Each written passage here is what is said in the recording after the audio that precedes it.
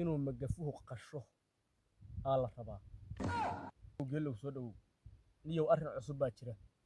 dhalinyaradii Soomaaliyeed oo wax baratay oo reemiyi iyo reer magaal balahay baday ku dhamaanaysaa waaga magafa maalin kasta qalanaya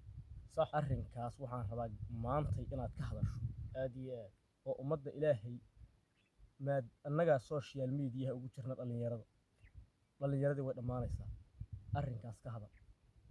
wabillahi warkuna waa iga dhan ku soco hey bismillaahir rahmaanir rahiim yahow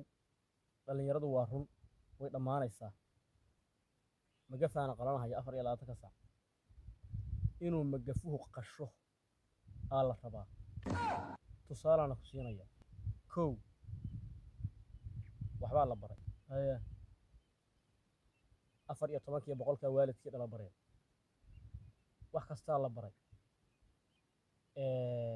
jaamacadu ka baxay markii la rabay in lagu nacfiyo oo wuxuu isku dhiibay magafe $30,000 waxbarashadiisa ku baxday koritaankiisii la soo korinayna $25,000 ku baxday $25,000 oo kale waxa qaatay magafe magtiisii oo laaban oo dalaqsi marka magafuhu inuu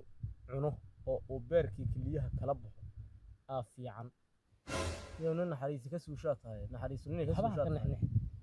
iga dulta waa qof baqtiyay oo muslimka oo waalid iyo walaal iyo midna aan aqoon oo inkaar ku dhacday waji iyo wanaagna ma leh qof tahriibay aqrana waxa la sheegay ilaahu naar inuu warkan inta uga baxay